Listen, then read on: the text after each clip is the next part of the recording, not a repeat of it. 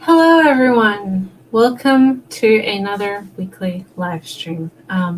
There's quite a bit to get through this week, mainly because, for those who aren't aware, I do a monthly podcast with my good friend Ray from Whimsical Pictures. And this month, as the end of the year podcast, we do our top 5 or our favorite titles of the year, sort of generally. As sort of highlighting some of the best manga that was released over the past 12 months. And so this week, I did a lot of reading of Volume 1 titles, all of them digital, so I can't even show you like pretty covers or anything like that, but a majority of my reading was titles that I had been wanting to read this year and wanting to be able to give them the opportunity to be read before I had to record this podcast, right? Which I did, but it does mean that I have a whole bunch of titles new to this year and perhaps older for some people who have been following the print release or the digital release. But generally, it was kind of like a mad dash to finish up my list of potential interesting titles this year with this week. So apologies in advance, but all of these, and I'm sure I will go into more detail with each specific title, but I didn't read anything else. I didn't read any novels. I didn't read any light novels. I really just, and I didn't, aside from one series, I really didn't try or finish or continue reading it too many titles that I was already invested in. So the anomaly to this is my first title that I'm going to be talking about. And so the first thing that I read this week, which was Sunday of last week, well, actually I think it was Monday morning because I didn't stay up till Sunday, was that I read and finished the series Chainsaw Man. So this is still technically an ongoing title, but the first 90-something chapters of the series conclude the first part of the story, and I believe that the series will be continuing in Jump Plus, which is a online magazine. It's a little less stringent with what it can and can't show. And for a series like Chainsaw Man, I think that's probably a better home for it compared to the main Weekly Shonen Jump series. It's also a bi-monthly release, so it comes out every fortnight from Jump Plus. And that shift hasn't happened yet, but it did mean that we saw the end of Chainsaw Man for its current iteration this past week. So if you're not familiar with Chainsaw Man, it is hugely popular. So I'm sure you've at least heard of it in some capacity. And this is the story of a teenage boy, 15-year-old boy called Denji, who he really doesn't have anything going in life. He's completely destitute. He has no family. He has no one who cares about him. He is desperate and works. Initially in the series, in the first chapter, he's working for some pretty terrible criminals in order to pay back his father's debts. After his father commits suicide to try and avoid said debts. And so he's just become, he's lowered himself to kind of the level of a dog. It hasn't really had any opportunity to be nurtured in his entire life. And his only companion, the only person or thing that cares about him, and he in return, is a dog-like demon called Pochita, which looks like round, fat little dot in the front of its head like this, because this is a world where demons exist, or devils exist.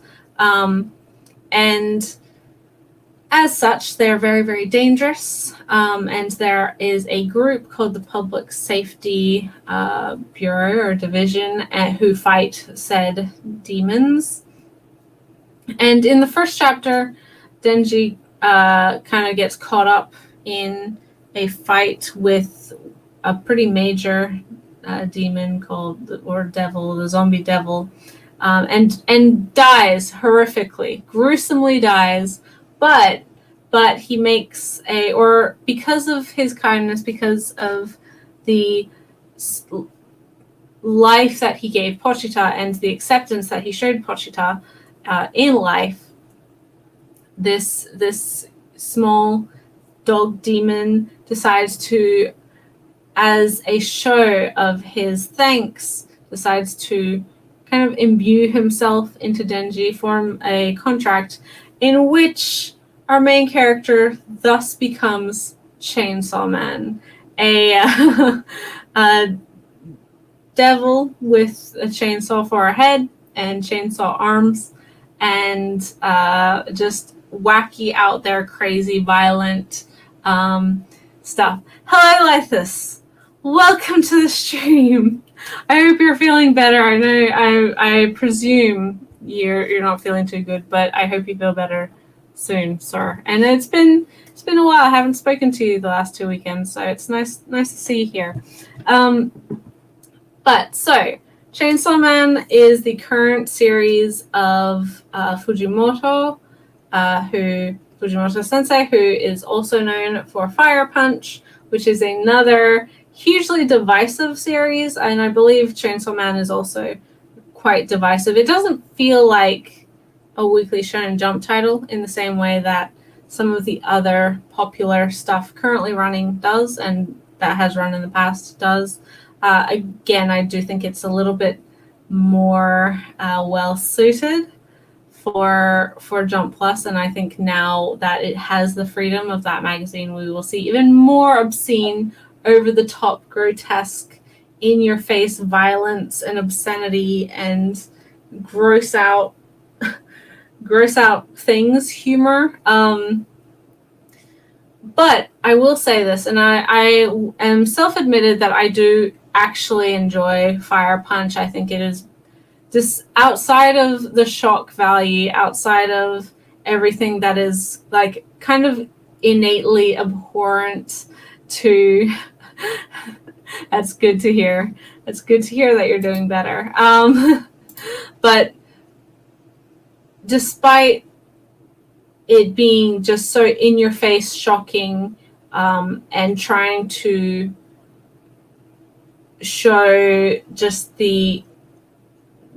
just how terrible things are in the world and the setting of the series, there is also like a really strong theme and emotional core to his titles. Fire Punch has this as well, and if you can survive the initial like disgust and test to your sensibilities with both Fire Punch and Chainsaw Man, I think you kind of figure out more specifically what the larger message of Fujimoto's stuff is and how his characters work and what their goals are. I have heard many more eloquent people than myself put into words the strengths of Chainsaw Man. It is definitely was one of my favorite ongoing titles in the magazine. I really look forward to the second part.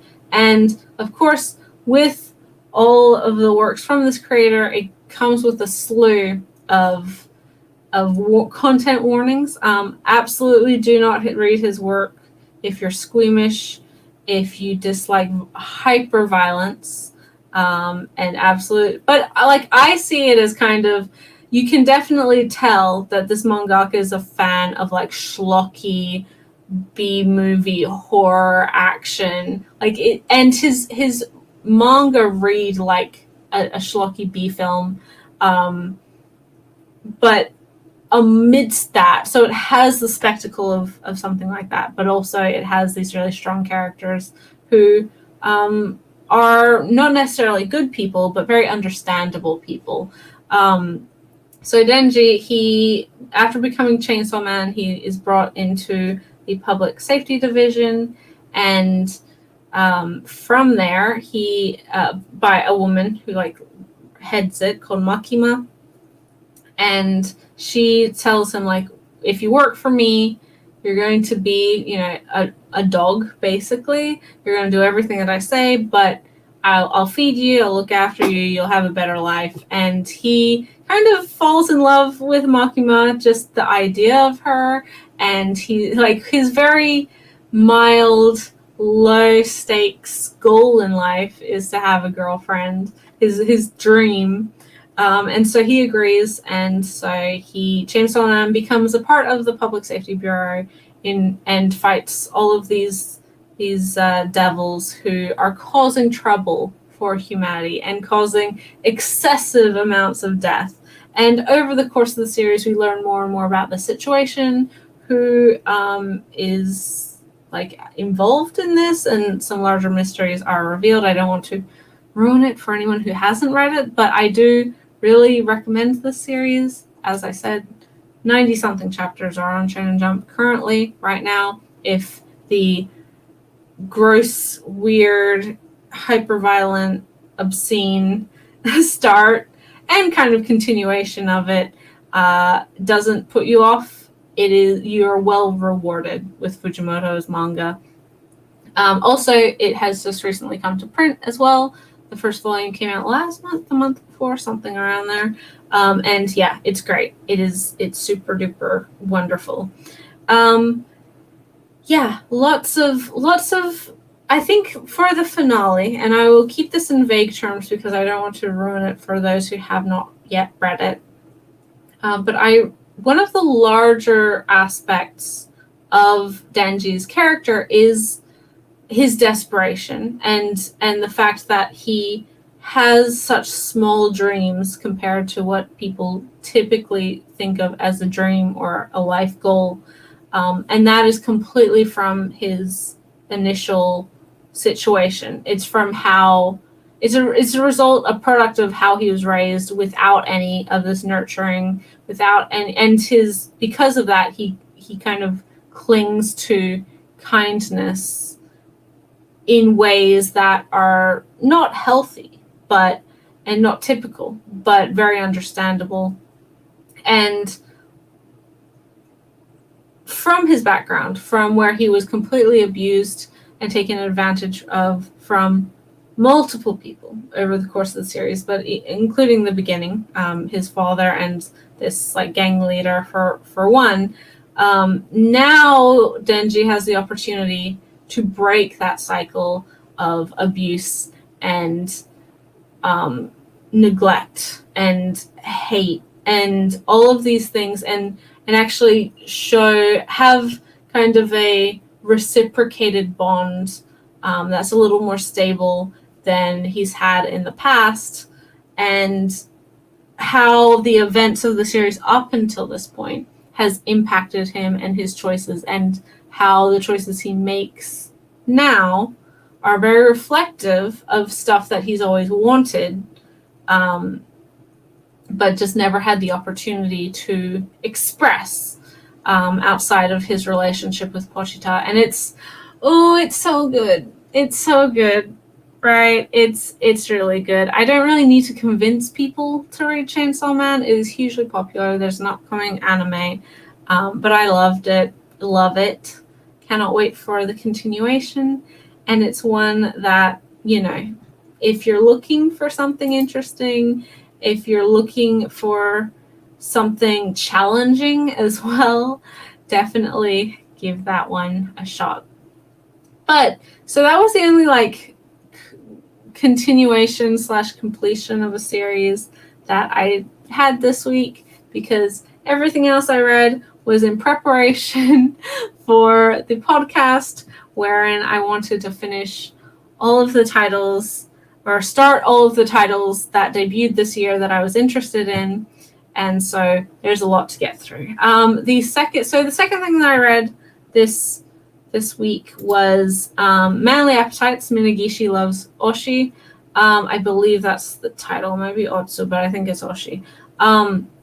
This is a BL title. No, it's ongoing, isn't it?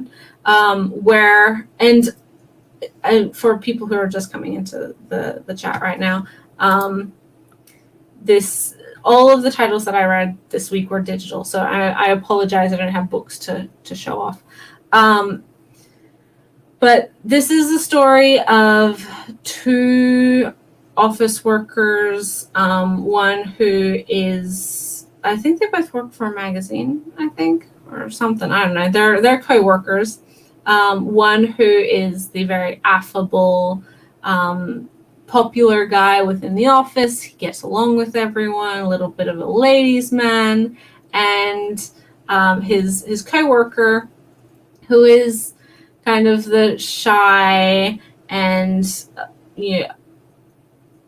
standoffish type. He's also heavier. He's a little bit of a pudgier guy, and so he has a lot of upset over that. He feels a lot of resentment or jealousy towards this guy who he sees as super popular, because he sees that, or he thinks that every time he interacts with this co-worker, he's making fun of him because he always gives him souvenirs, he always gets him food, he always gets him treats, he's always feeding him. Little does he know that in reality, this Mr. Popular Ladies Man is harboring a deep-seated crush on our main character, and really likes that he doesn't have an issue with his weight, and he really likes watching him enjoy food and eating food and such things. It was like a solid little start. I don't think it's my favorite thing and even like favorite BL that came out this year, or even my favorite like premise of like office worker BL that came out this year. That would be Cherry Magic. But it was good. It's nice to see some diversity in like physical appearance and bodies within BL. It's not very often that you see plus size characters in manga generally, especially ones who are treated with a little bit more respect, aren't just the butt of the joke, and also people, or their love interest or whatever, people accepting them the way that they are, and not having an issue or a judgment on their weight and their appearance, which is refreshing, of course. Like, that's a positive thing to say. I'm not going to say this is for everyone. Obviously, not everyone reads BL, which is fine. But this is like a pretty safe, new little series if you want something a little bit different, and you enjoy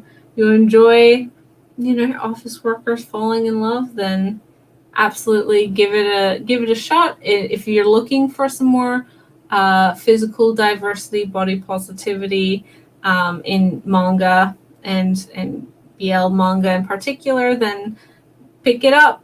But I will say, if you're just wanting office romance stuff, a sweet, like, wholesome office romance, I would recommend Cherry Magic over this. But that's not to say that this is bad or anything. It was a solid start. I will definitely be reading the second one. I'm not sure as of yet, just with this first volume, whether I will continue it or not continue, that I will purchase it physically, considering that I read it digitally. But yeah, it's also dependent on how long it is as well. I think that may affect my my feelings on it, and see how it develops from here. Thirdly, next after that, I read a odd little thing, and I'm not sure too many people have read this book, but just did come out relatively recently, and that is volume 1 of Unicorns Aren't Horny. As the title suggests, this is a comedy manga about a 20-something office lady, late 20-something office lady who is a virgin, hasn't ever had sex, right? And she's again has like self-doubts about that. Is quite self-conscious about that. There's a theme this week. Just wait. But because of her virginal self, she has attracted a unicorn roommate. For those who are unaware, unicorn and unicorns in folklore are attracted to pure maidens, virginal maidens. And so this unicorn is like keen. The title is Unicorns Aren't Horny. This unicorn is very horny over the idea that this woman has never had sex. It's like weird. He's very committed to her not losing her virginity, obviously, because that's what he's likes about her. And it's funny, but also like, I wonder how long the joke will last. This sort of comedy can be feel like it's been stretched out for far too long if if you're not used to it, or if they're you don't want to just reuse the same joke over and over and over again and outstay your welcome. But it was fine. It wasn't terrible.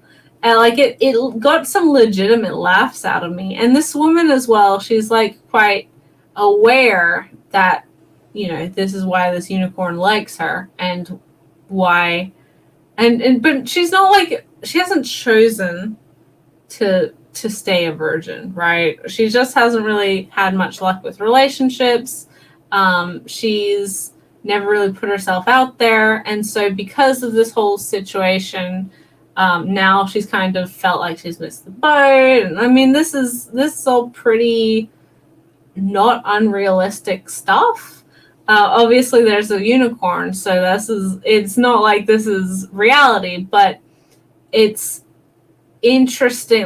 There's an interesting discussion to be had about the commodification and the value that virginity has and is put onto women. And again, for a title that is Unicorns Aren't Horny, this unicorn is incredibly horny. Really a lot. Which kind of makes me concerned for the future of the series. I don't know how much they want to play into that, but they do lean into it pretty hard. So if that sounds like your thing, then maybe check it out. I wouldn't say it's a must read though either. It's fun. It's a fun time, but it's not amazing or anything.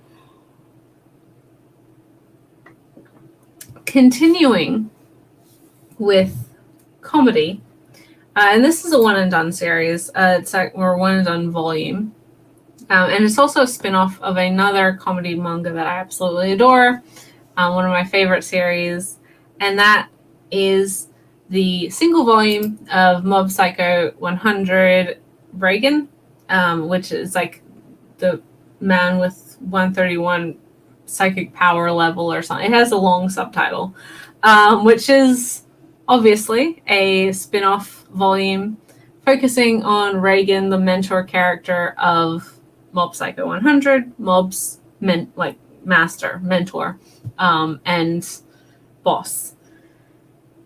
For those who are unaware, Mob Psycho 100 follows a middle school boy who has psychic powers, ESP powers, and he works for Reagan, his boss, who runs a pretty shady kind of office called Spirits and Such. It's a business that offers to, exorcise spirits and, fix spiritual problems.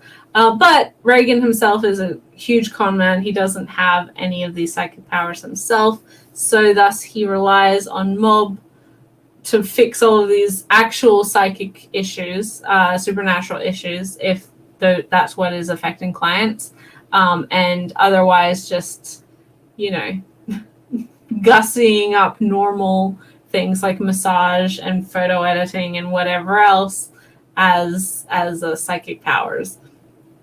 So this particular volume, it's really a look at Reagan from the outside. We have multiple character perspectives who are familiar to the story, namely the what's her name, the president of the like ESP Supernatural Research Club.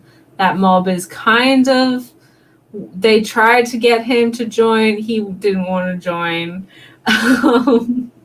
Who is absolutely obsessed with, you know, the supernatural, and some other characters too. There's Dimple, and so they're all looking at Reagan and their perspective on him and seeing how, like, that, how he reacts. There's a larger storyline as well to this about this student character and her relationship with one of the boys in her class, and how they're drawn together by these supernatural things, and then the loss of that belief and the struggle with the personal identity crisis that comes out of that, especially considering that supernatural things were kind of her entire identity for a long time.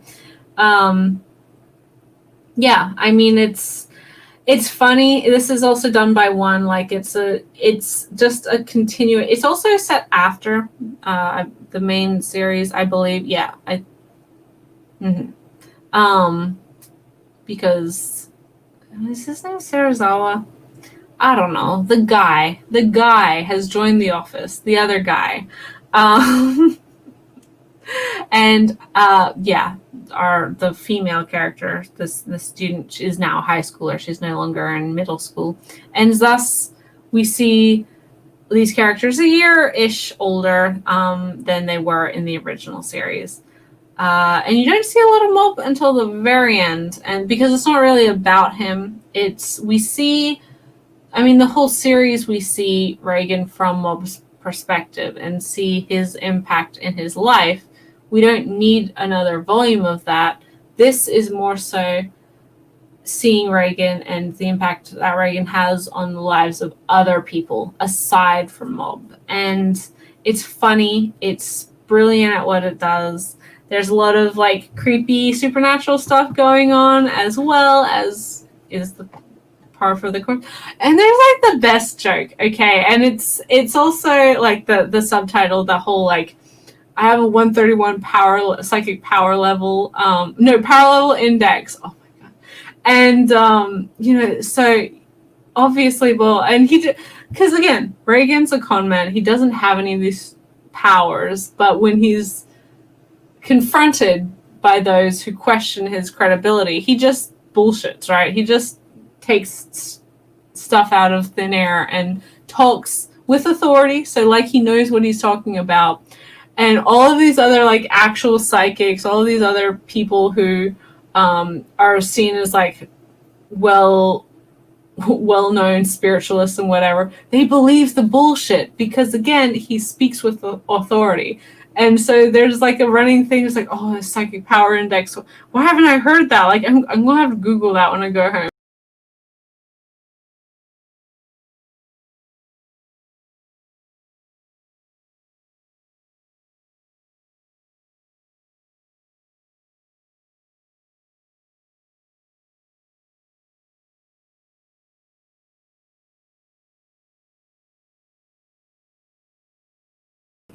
Oop, I'm back. Hopefully that fixed itself. I don't know. And I'm fuzzy, but it's fine. It's a great time though. It's a very fun first volume or single volume. I mean, it's not really spoilery for anything that happens at the end of the series. You're not going to ruin the experience for yourself, I don't think. But there we go. There we go. Oh, isn't it beautiful? No, I can't. But I do think that it's it's one that if you're already a fan of Mob Psycho 100, definitely worth the read. This is one that I will be picking up in print just once I have the opportunity. In order to finish all of these things or to get them in time for the podcast recording this week, I had to buy them digitally. I didn't have the option of waiting or searching for them in bookstores here. So yeah, this is one that I don't mind repurchasing and rebuying because I love I love the series in general, and so this was a good little addition to the main series. Next was another single volume series. Interesting, not girl. I don't know, how am I going to explain this? So the next thing I read was the single volume What the Font, which longer title is A Manga Guide to Western Typeface. So obviously discussion about font, like the printing font on your computer, and signage and things like that. And so this is a odd little informational manga where our main character, who's a newbie designer, graphic designer, she has to try and figure out how to present some projects that she's working on, and she gets caught up in looking at typeface and trying to figure out which font she wants to use, and she gets drawn into the world of fonts, of personalized or personified, that's the word, personified fonts, many of which you may be familiar with. Helvetica is the one we are initially introduced to, and is probably one of the most, if not the most, important main character-ish influential fonts or typeface of all time. And so we are introduced to a bunch of different fonts and get a little bit of history on where they came from, what they're used for, how they were developed, and then also some examples of where you may have seen this particular font in the wild, right? So Helvetica's there, Garamonda's there, Gothic is there, Comic Sans is there, Times New Roman, Arial, the German one, the the one that I'm talking about, the German one, and Gil Sans, and there's just a lot, and it obviously goes into the specifications of font, what serif means, and like what sans serif is, and comparatively, and then the breakdowns of these fonts and how old they are, and which fonts have influenced other fonts, and why certain fonts are so popular now. Obviously, I think with the evolution and the creation of computers, fonts and the inclusions of fonts in things like word processing softwares has really impacted like which fonts are used and which fonts have become standard, which is one of the reasons why Comic Sans has sort of the reputation that it has now. It's why Arial and Times New Roman have become basically the standard for most documents, if not every document, especially in academia. It's just really, yeah. And also, like, it goes into the specifics of how each letter in this font, like how you can tell the difference between these fonts, which they all look different, right? But the choices behind those differences and the choices behind the design, it's interesting. Like, it's fascinating. It's definitely a educational reference, and a little bit of insight to a art, because it is an art and design aspect that perhaps not too many people are aware of. And obviously being Western typeface, so stuff that you see in Europe and America and the English-speaking countries outside of Asia, basically. It should be familiar to those of us who use them, even if you're not completely, that well versed in fonts. I'm sure most people have used Arial and Times New Roman and Cambria and stuff like that. Yeah. I'm kind of sad that there was no papyrus.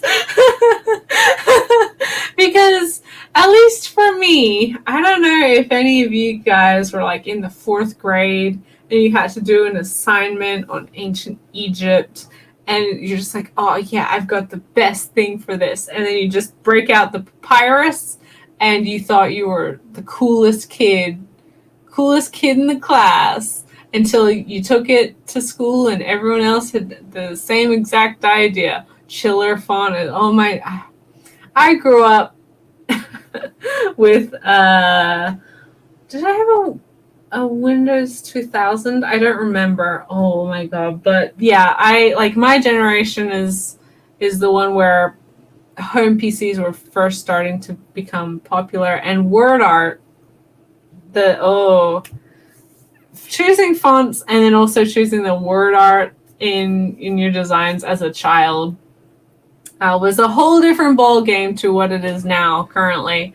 We didn't have any of this fancy online software to make things look beautiful. We had 100 different fonts, which we only used 3 of, and we chose a word art going diagonally in rainbow colors and as our cover page, and that was seen as good design for 8-year-olds, which it is. I mean, what do you expect from 8-year-olds? But it's interesting. It was really interesting for me. I've never taken a design class. I don't have that much knowledge about font or typeface generally, but it was a enlightening experience reading this book. Again, I don't know if this is necessarily a series I would purchase to have on the shelf and to revisit, unless I was really wanting to reference and come back to specific parts of the book. I don't know that it's one that I would go out and buy the physical copy for, considering I've read it digitally now. But yeah, so from there I read the first volume of Kamome Shirahara?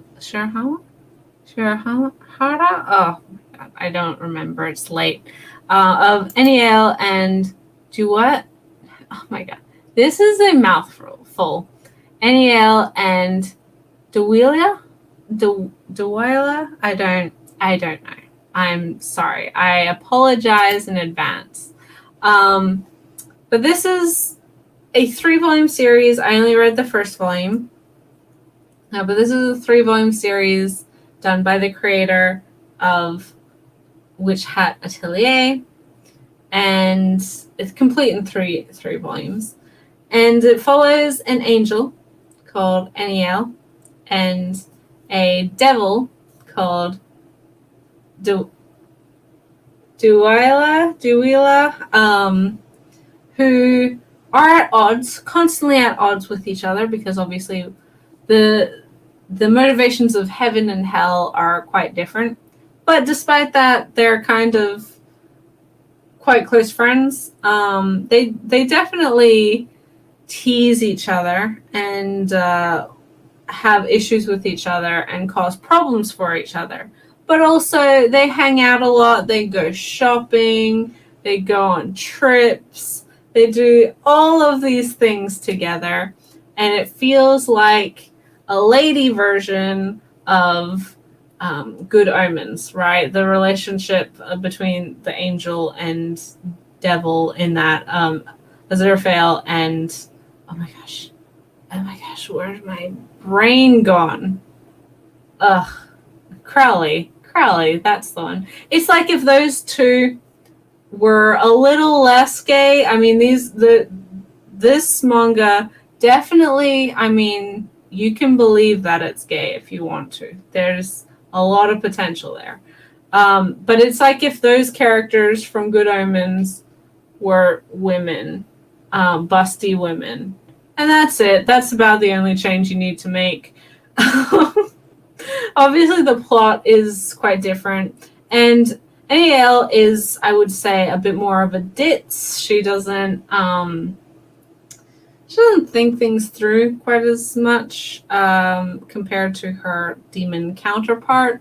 But she's not dumb. She's not like so pure or anything that she can't think of conniving or kind of rebellious things to do. But yeah, this was a pretty solid first little volume. A lot of fun, beautiful art as expected from this creator. Yeah, I mean, and it's quite episodic. Like each chapter is self-contained, where our two characters have some hijinks for that chapter and cause each other problems, and may or may not have cause heaven and or hell to have to deal with some trouble. Our first volume, or our first chapter, has a giant poodle and basically like 4 end of the world scenarios, and one as these two are looking for looking for a mother of a lost child. I would say it ranks pretty high. Like I don't think that we're ever going to see any actual physical relationship between these two. I don't think they're going to end up with a kiss, right? But there's quite a bit of, like, I'd say it's probably like a 7.5. They're at each other's throats, but that's also quite compelling. And you can tell that despite the constant bickering, the constant fighting, they do rely on each other a lot, and they are quite good friends, or maybe more. So I would say that, it's not actually Yuri. Like, I don't believe it's classified as Yuri. So if you're wanting, all specific romantic developments to happen, I don't think you're going to get that. But it's not exactly the most subtle of, subtext either. Which, I mean, Good Omens, it wasn't either. So take that as you will. I know your friend is very invested in the Yuri scale, but I mean, if you're a fan of Shirahama's stuff anyway, then I do think it's interesting. It's worth a read. I don't know how. At 3 volumes, I think it hopefully shouldn't have worn its welcome out too much. I think it should have be like right in that sweet spot of like fun and interesting. It also kind of reminds me of, with the shenanigans and all of these like angelic and demonic powers and things that these characters do, it reminds me a little bit of Ran in the Grey World as well, where there's magical characters kind of just running around and doing hijinksy things. And yeah, it reminded me of that a lot as I was reading. So maybe check it out if that sounds like your thing. Maybe not. I need to speed this up because it's getting late and I still have a lot of titles to talk about. So next is the first volume of another 3-volume series. This one is from the Barakamon creator. I don't remember the whole title. Something about a frog in the ocean. I don't know. But this is Yoshi no Zuikara, which is a series about... there's a bait and switch, right? Like the first chapter is about like these childhood friends who live in a tiny town on this small island, and they've been together forever, and they're finally in high school, and they're trying to reconnect with their childhood teacher who left 10 years before, and all this stuff. And it's like a heartwarming, bittersweet story of youth in like the soothing countryside of small town, aka small island Japan. And you know, the fleeting feelings of youth, right? But at the end of the first chapter, we discover that this is a manga chapter within the world of the manga. So our main character is actually a struggling mangaka who is from the countryside, is from a very small town. He's a country boy and hasn't really like left his hometown at all ever, but he has been a successful manga in the past. He's had a couple series that have gotten serialization. You know, he had quite a few titles under his belt. Nothing that ever got super popular. Nothing that ever were popular enough for a reprint even.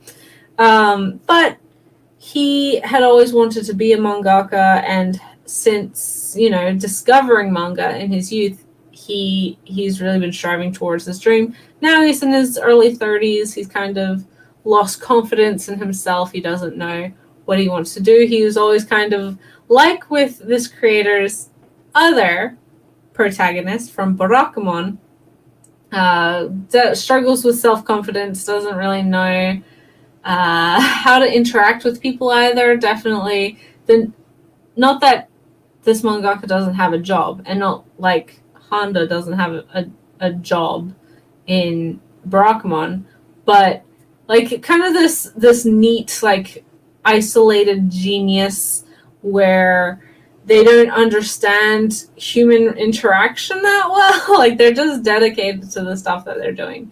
But our main character in this, he has a friend / assistant who basically looks after everything for him, so he's able to focus on his manga. But this mangaka, his whole career up until this point has been fantasy series, like complicated, hugely spanning fantasy series with all this magic and fantastical creatures and whatever else. But he decides on a whim to submit. His most recent series has ended. He's trying to look for ideas, and he submits to his editor this first chapter of this like daily life, youthful coming of age, slice of life, country town story of these 4 boys, 4 childhood friends, and their life, right? And the editor's like, yes, we want that. Give us more of that. And so this creator who has no background with slice of life manga and country town manga is now kind of aghast at how easy it is for him to be making this content, because he's literally pulling from his own life and his own experiences, his own surroundings, his own memories. And he's like, what? How? Like, I don't think this should be this easy. Why is this so easy? So obviously now he's discovered kind of a strength in his work and his storytelling that he never knew before. And now finally taking advantage of that as well. It's fun. It's funny. Like, if you enjoy Barakamon, this is definitely within the same wheelhouse. Obviously, as our main character is a mangaka, also similar as an artist, a struggling artist protagonist, similar to Barakamon. No kid characters or recurring kid characters as of yet for the series, comparatively. But I'm sure we will see a wide and wonderful range of colorful characters from this creator and this mangaka and his hometown. There's something I don't know how much of the the series is kind of semi-autobiographical with their own popularity and success with Barakamon, but it wouldn't surprise me. And I do find it very funny. I think, it's quite interesting how it's played out. And, at 3 volumes, again, I don't think it's a huge commitment. I will definitely be continuing to read this one. Again, not sure as to whether I will be purchasing it physically, buying the print books of it. But if you are a fan of Barakamon, if you're wanting more from this particular creator, definitely give this one a shot. It has a super long title, subtitle, I should say, but I don't remember it. I know so organized on these streams, aren't I? I'm just wonderful. Next is another short series. I think this is only going to be 3 or 4 volumes long. This is from another creator where I've enjoyed their previous work, like with the last 2, and several of the previous manga I've talked about. And this is Star-Crossed by Junko. So Junko is the creator of Kiss Him Not Me. She also previously was a BL mangaka. I have known her since her BL days, really enjoy her BL stuff. Really enjoy Kiss Him Not Me, which is a reverse harem, like otaku comedy. And this is very much in the same vein as Kiss Him Not Me, whereas that series, obviously, it's a reverse harem. We have our main character who loves BL. She's a raging fujoshi. And after the death of her favorite fictional character, she locks herself away in her room and loses a ton of weight, because initially she was quite chubby. She was not the typical manga pretty girl, but she loses a ton of weight and whatever else. So she goes back to school and she's gorgeous, and so she attracts all of this attention from her classmates now that she's had this transformation. And ultimately there are a bunch of boys who are interested in her, some who paid her no mind prior to this, some who were kind of like outwardly aggressive or disgusted at her, and one, my favorite boy, who was actually like friends with her initially. He'd always known her and hadn't avoided her or anything like that. We also, because we gotta have, fujoshi of all shades and types. We also have a female character for the Yuri route option, and it's a fun time. Hello, Just a Freak. Welcome to the live stream. It's a fun time. It's this is another series that's getting a print release, so I may pick it up once that happens. I'm a fan of Junko. I do like her stuff. This new series, Star-Crossed, is in a very similar vein, where our main character is an avid fan, a super otaku, but in particular, she's a super otaku for this particular idol within a larger group. And she goes to their concerts all of the time. Every time they're in town, her childhood friend takes her there or whatever, and we know that he has like a secret crush on this girl, because at school and normally she's Miss Perfect. She's lovely and accomplished and smart and sporty and all of these things, but get her alone or get her in her private quarters in her room, and get her talking about her favorite band, and she is just crazy about them. And so she's attending this concert, screaming about her favorite, singer in this in this group. But shock horror! Oh no! A light from the stage is falling, and her, in an act of sheer instinct of her favorite musician being threatened, his life being threatened, she jumps to the stage from her front row standing spot. She jumps and tries to push him out of the way. Unfortunately, they both are crushed by this falling light, and they wake up outside of the pearly gates in heaven. And God's like, "Oh, hey guys, sorry, that was my fault.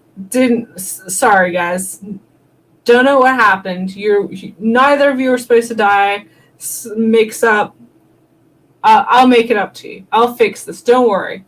And they're like, "Okay, cool." Well, I say that.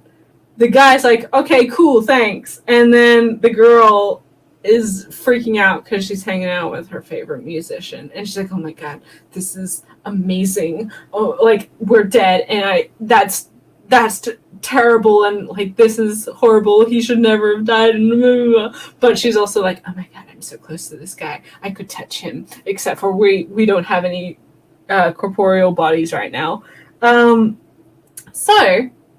So they return to Earth. But God, I don't know.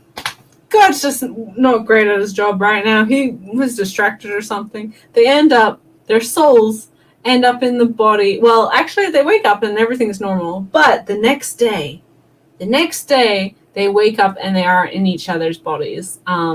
They did a switcheroo. And God's like, "I don't know. Sorry, guys. Something's going wrong. I don't know what's... there's some issues there." And so they try to... there's an issue, right? So in certain aspects, our main female character, she is able to fudge it because she knows so much knowledge about her favorite musician, all his favorite foods and that, but she also doesn't act so much like him. He's this boy to everyone else has had a complete personality shift, which may or may not be welcome, right? But when it comes to his singing and the dancing and stuff, she's got that down pat. And then so they're having these problems, but then all of a sudden they switch back for some reason, and they're in their normal bodies. I'm like, that's fine, okay, cool, sorted. And things are fine for the next day or so, and then they switch back again. And so there's just like this constant switching. They don't know what causes it. And God's just like, "We're trying to find the error here, guys. I'm sorry. We will get this fixed up." But also, like, So obviously, pretty stressful situation when you're constantly flipping between your physical, literal, actual body and some strangers. And again, the shenanigans that happens in the Your Name-esque style of body switching, where you end up in the opposite gender, and the embarrassment that comes with bathing and bathroom breaks and things like that. It's not a complicated story insofar as like the premise. It's just meant to be goofy, fun. It has Junko's signature comedy to it. If you like it, you'll like it. If you don't like her comedy, then you won't like this. And I think for a shorter series like this, which at 3 or 4 volumes, is kind of the perfect amount, because this, comparatively to Kiss Him Not Me, there's not a huge amount of like romantic options. There's, our girl, and then her romantic like crush love. Hello, welcome to the stream, Emma. Thanks for popping in. But these characters who, that she has idolized, this literal idol, who she's switching bodies with, and then also her childhood friend who has been harboring feelings for her this whole time. It'd be interesting if they challenge, or if she challenges this idea of celebrity and online or stage persona versus reality. I think that will be something really interesting to dig into. Not sure how much that will be dug into with a short series like this, but I am keen, and I was really happy when the series was licensed. It was digital only first, but as I said, it has been announced for print release, and that's cool. Like, it's good for me because I do like this creator, and this was kind of exactly what I expected. Funny, fun time, nothing super like groundbreaking or amazing, but hey, it's what comes with the expectation with Junko and her titles.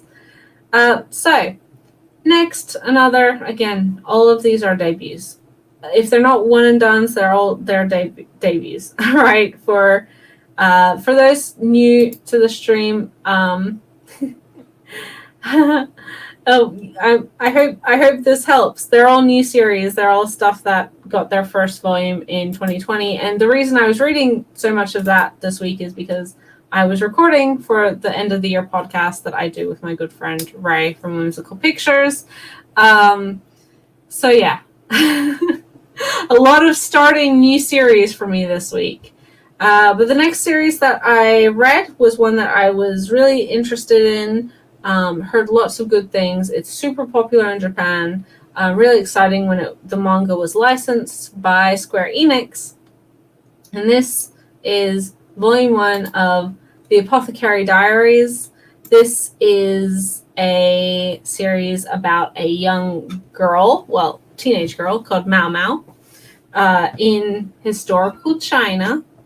I presume the names are very Chinese. I assume they're in China. Who was kidnapped from her home and family and sold, or I guess put into the emperor's like harem of women. Not as a member of these like inner chambers harem, but as one of the like ladies or one of the maids basically. So she's living her life. She's pretty upset because she had been training to be an apothecary, so a healer, a medicine, sort of like pharmacist or medicine maker. And so because of her abrupt kidnapping, obviously plans have changed, right? But she's trying to stay out of trouble. She's trying to just kind of adapt to where she is and what's going on. She really hates all of the scheming and the politics of society and, these high society people, which she comes, which is in the forefront in a situation like this in the inner chambers where, the emperor will have many children with many of these women in order to produce as many heirs as possible. And dependent on whether one of these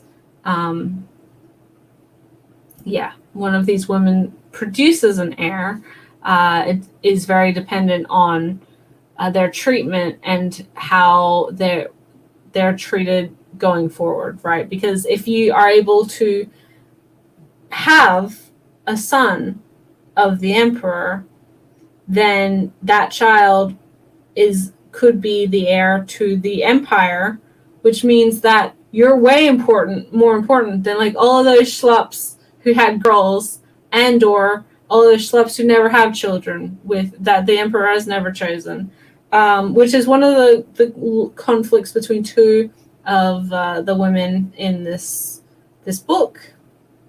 The one who is the favorite of the emperor, and then one who has birthed the first of the emperor's sons.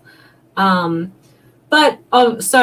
aside from that, our main character Mao Mao, she can read, which is a huge anomaly.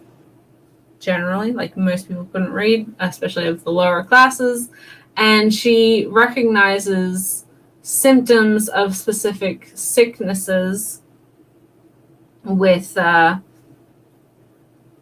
events. So she's able to, after some coercion and some encouragement from certain members of government and those who also inhibit this inner chambers area, she is kind of challenged on how well she does, how she can problem solve with her medical knowledge. Basically, it's good. It was a good time. I did enjoy it. I'm actually like, the manga's beautiful. It's really, it kind of, our main character reminds me a little bit of like Shiroyuki from Snow White with the Red Hair, or Mine from Ascendance of a Bookworm. People and young women especially, who are very dedicated to their work and have like pushed themselves to be the best that they can be, for their own like self-interest, especially in regards to Mine and Mao Mao, but also like by becoming what they want to be and do the things that they want to do, compared to some of the other titles, or some of the other people in their group, and who may doubt their qualifications. It was really good. I will say that as of right now, the first volume is quite episodic. It's quite chapter self-contained, but I may read the first light novel before I continue with any more of the manga. Not because I disliked the manga. I just would be interested to see how certain characters are developed thus far, and how this may, like, how it may translate into the light novels, perhaps a little better, maybe worse, we don't know. But I think generally, and this has kind of always been my stance, and it's dependent, but generally, if a series starts as a light novel, I tend to prefer the light novel versus the manga adaptation. Not that the manga adaptation is bad, or that, it's lesser or whatever, but I do prefer to read light novel versions if they are available. Spice and Wolf is a good example of this. There's a couple of others, but for me, I like to read the source material, and if I really love it, then I may then get the manga adaptation, but I don't think that's ever happened. Nah, I don't think that's ever happened. There's been series where if it's a franchise light novel, stuff like Fullmetal Alchemist and Holic and Death Note and stuff, where it's not adapting stuff from the manga, it's just a side story or additional content, then yeah, I will buy both. And My Hero Academia is a good example, not one that I'm buying, but that is available. Tokyo Ghoul as well. I hope someday, fingers crossed, we see Haikyuu, because those are light novels that I would buy, but there's a lot of them, and I don't know if we'd ever get them, but anyway, doesn't matter. I think for me, I may just wait for the actual light novel to be available from J Novel Club versus picking up the next volume, but I'm tired, but we'll have to see. So next I'm going to talk about these back to back. I didn't actually read them back to back, but they are related. So the first is the first volume of The Ancient Magus's Bride, Wizard Blue, which is the first of two spin-offs of this series. And so I've spoken about this before, but I don't really like Magus Bride very much. I dislike the relationship aspect of it, first and foremost. It just doesn't doesn't do it for me. Not interested. But in saying that, I really love the world, like the setting. I think it's really interesting. There's a lot of potential, and I just dislike that I don't know, the way that the relationship between Elias and Shisei is shown. Yeah, not my thing. Which obviously is a series that a lot of people love, rightfully so. And whenever it's focusing on other characters, or Chisei without Skullboy, then I do enjoy it. But I just am not invested in the romance whatsoever. But I do enjoy the world. And so when this and the other spin-off series were licensed, I was quite interested because I do like this world. I think there's a lot of potential there.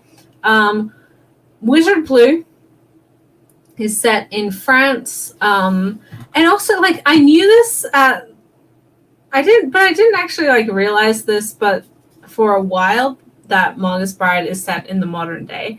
And both of these spin-offs are also set in the modern day, but this one, especially in a similar way to the original, like, it's kind of so removed from modern day that it's like, what? Okay. I mean, maybe just because you wanted smartphones in your series. I don't know. It also has another thing from the original, which is like, I don't know why that's necessary, but all right. Where the main character, because obviously Chisei, that series is set in England, but Chisei is Japanese. She's a Japanese orphan or whatever. Wizard Blue set in France, and Giselle, our main like supernatural person. Also, like this one is probably closest to the original in like premise. And she's like this beast woman. She's got this kind of dragon-like face. And she is summoned to the like alchemical society or something under France in the catacombs, in order to be wed to someone of her choosing, of which the alchemists kind of designate a couple choices, and she ultimately chooses who her partner wants to be. But there is another orphan in these catacombs who is an artist, but whenever he tries to paint with the color blue, it goes haywire and some crazy stuff goes on, and so he is badly berated and told never to use the color blue.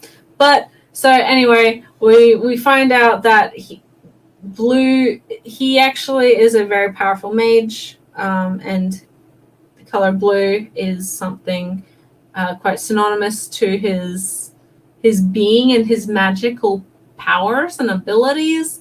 His name is Ao, so Ao, the Japanese word for blue. And again, like, he's a Japanese orphan just in Europe for unbeknownst reasons, has some cool magic stuff that he can do, is so amazing. And I'm like, I don't know why this kid had to be Japanese, because in the other spin-off, those characters aren't Japanese. It's not set in Japan. And it's not like a problem, obviously. Like, it's not, hello, pint-sized otaku, welcome to the stream. It's not an issue. Like, obviously, the manga is written for a Japanese audience. But I just feel like if you're in a fun, exciting setting, like the catacombs of France, it's maybe more interesting to look at, like, have some characters who aren't just Japanese. I don't know, man. I don't know. Like, maybe that's pedantic, but it's something that I had issues with in the original, but I understood. This one, I feel like it's just kind of copying some of the weaker elements of the original. which is a shame because I did like this one more. Again, I like the characters more, but it still has like a strange, weird wedding relationship contract. I don't. I didn't hate it, and there's a lot of potential there. I think Al, despite my issues with him, I think the whole premise of like illustrated alchemy and magic, in a similar way to how it's handled with Witch Hat Atelier, is a really cool idea, and I like exploring this sort of underground magical society within modern day, but I think there's a lot of potential that is missed because it's trying to adhere a little too closely to the original. Conversely, what are we trying to do in this series? I don't remember. Conversely, we have the other spin-off, which is Jack Flash. I don't know. There's like a whole. There's a larger title, but I don't remember it. And this is a series about two changeling siblings in New York. Our main character is the titular Jack Flash, and she, in her youth, so if you don't know what changeling is, it is like actual folklore. It's the belief that when you are a child, if you have a baby, it may be changed. Like it may be switched by fairies. They take your baby, they leave their baby, and you may be raising a child that isn't your own. It's a little bit different, and supernatural things. So the premise is that our main character, Jack Flash, aka Jacqueline, was originally born a fairy or a fae or whatever, and she was switched with a baby boy called Larry, who grew up in the fairy realm, and just since he was born human, obviously, but because of his exposure to magic over the many years, he has also gained magical abilities.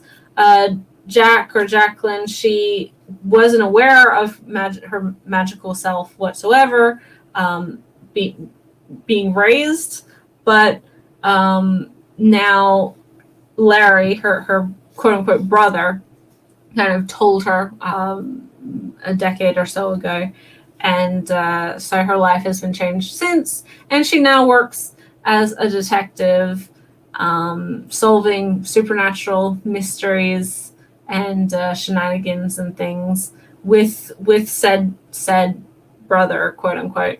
I really liked this one. I think it still has its problems.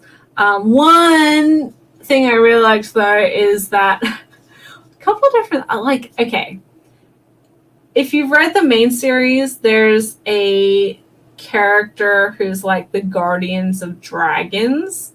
He shows up in this one, and like, I love you. Like, he was one of my favorite parts of the original stuff. Also, again, like weird small detail, but in this world, the magical post is delivered by centaurs, and so the centaur postman of the Jack Flash spinoff, he's great. Love him. Amazing. Like, that's such a small bit, but I do like the different dynamic between our two main characters in this one. The fact that they're kind of siblings, and the way that they obviously are interconnected by fate, and due to no like fault of their own, and they have a very close relationship.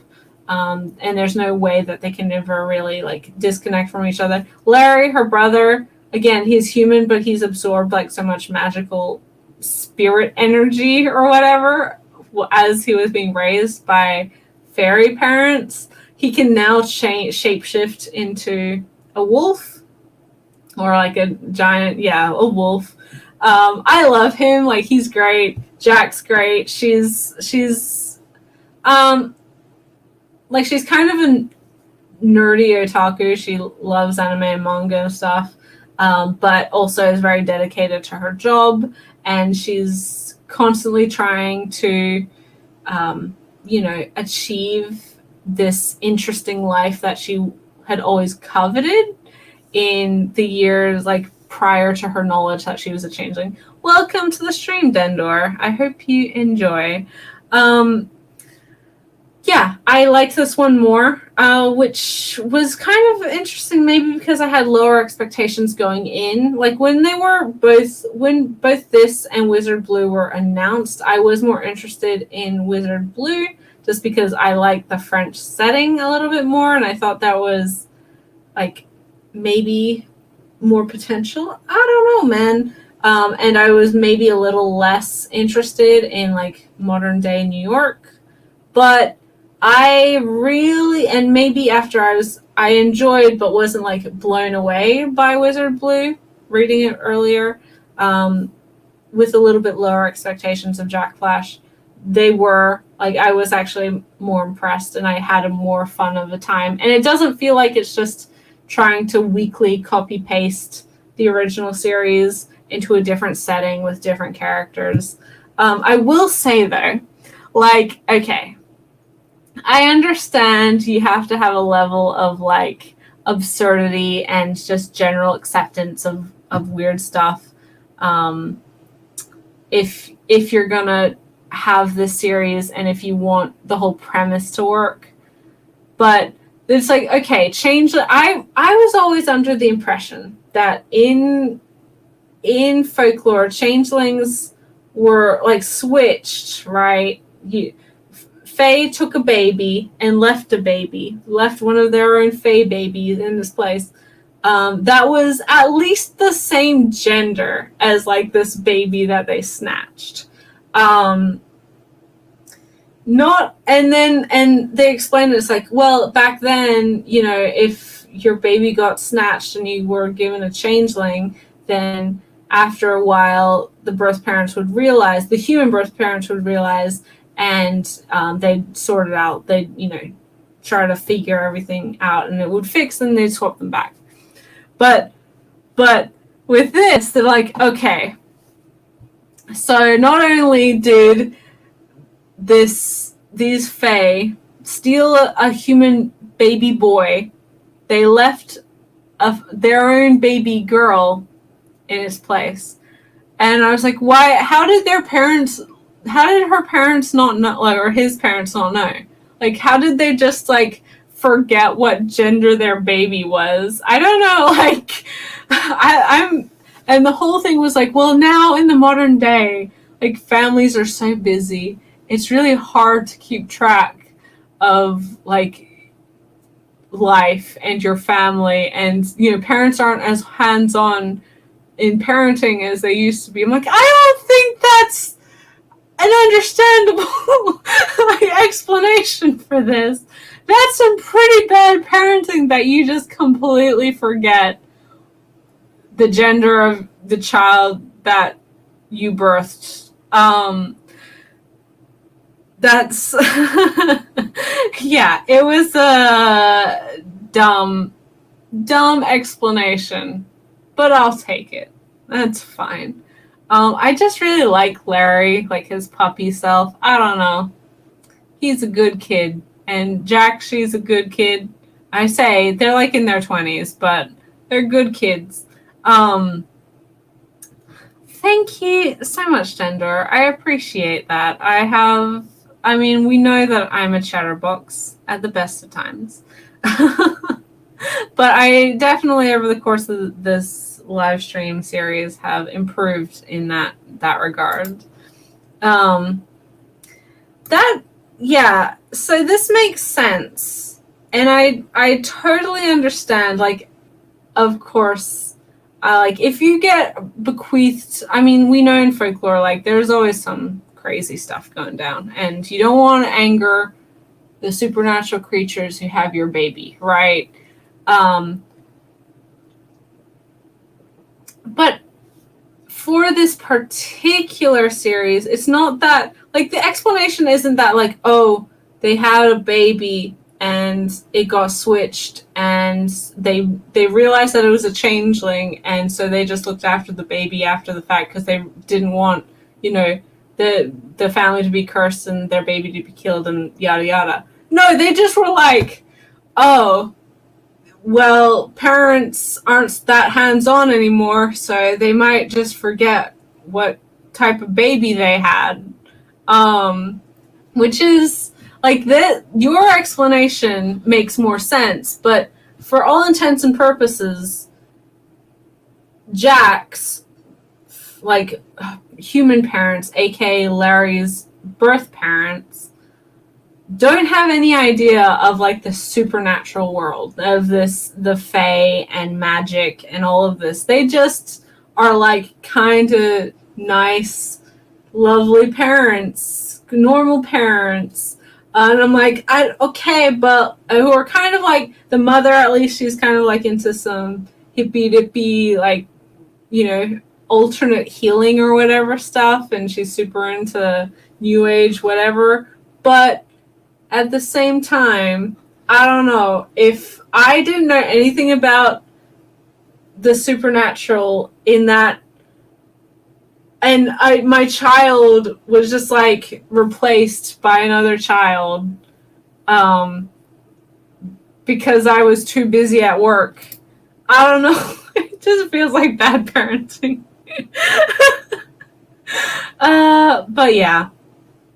Anyway, it was a good read. I did enjoy it. It's one that I am actually quite happy to continue. I will probably be continuing both, but digitally, I follow the main series digitally because, as I said, I do have some problems with the original. Not so much that it's, like, unreadable, but it's not a series that I particularly would want to collect and, like, have on the shelf. Yeah. And again, I feel like this is the way that you explain this is totally makes sense. And again, magic. I get it. So maybe that's the explanation, but the way that the manga presents it is just, like, I don't know, feels like some neglect on behalf of parents there, in that they're that, like, disconnected from their newborn that they're just confused, like, not even, don't bat an eyelid, whatever it is.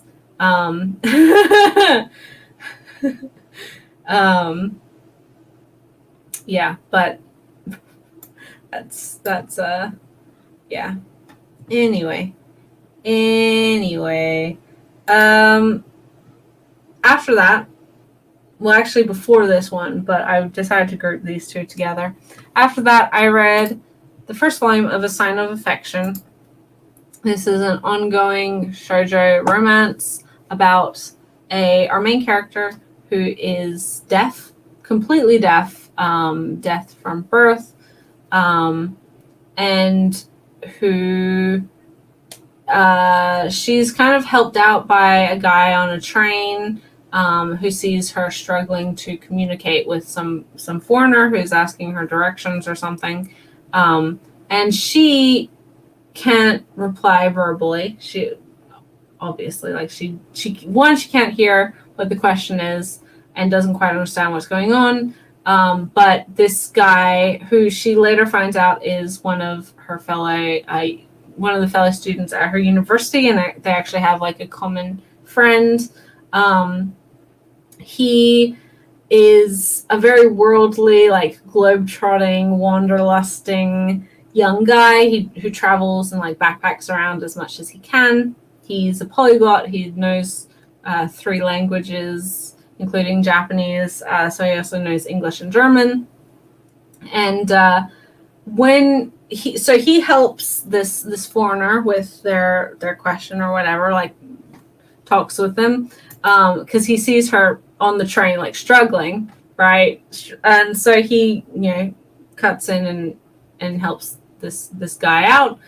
And then she thanks him using signed Japanese, more specifically. And we talk about this in the podcast because we do mention this. I hope you try some Shoujo Dendor. There's a lot out there, and there's a lot of really great stuff coming out currently as well. This one is getting a print release. It's digital only for right now, but it has been solicited for print. So if you're wanting to wait for that, then maybe give this one a shot if it sounds like your thing. But so when our main character thanks this guy, she does it in signed Japanese. And so in that moment, he kind of realizes and recognizes that despite his interest in languages and cultures, and which is why he travels so much, and he loves learning and exploring new things, there is an entire community and culture and language in his home country that he's just never experienced, and now he really wants to, that being the deaf community and sign language. These two like pretty immediately hit it off. They have a very sweet relationship. They're both quite into each other, but our main female character, because she's deaf, she has a very small social circle.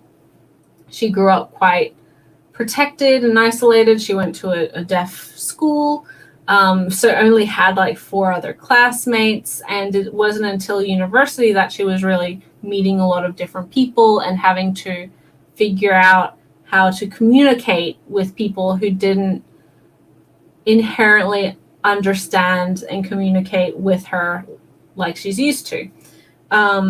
So with her, when she's at university or with her uni friends or whatever, she writes a lot of stuff down. She's got a notepad or like a dry erase board. She also uses her phone a lot to write, because she can lip read to a certain extent, and that's how she replies to a lot of her uni friends. She also has a childhood friend who is hearing, but he knows sign Japanese as well, so he will speak in sign language with her.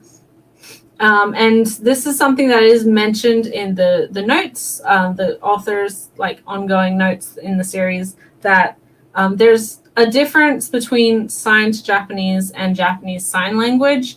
The series uses signed Japanese, which has a similar grammatical structure as spoken Japanese or written Japanese, whereas Japanese Sign Language uses a completely different grammatical structure. And that, I believe, is mainly because the collaborator on the series, the deaf person whom our mangaka works with, or mangakas that our writer works with, uses signed Japanese rather than Japanese Sign Language. And I don't know why that is in particular. It doesn't really matter, but that is the choice that this series has made. It's not a known voices series, which is fine, but it is a really sweet relationship, seeing how these characters are, learning about each other and learning to communicate with each other.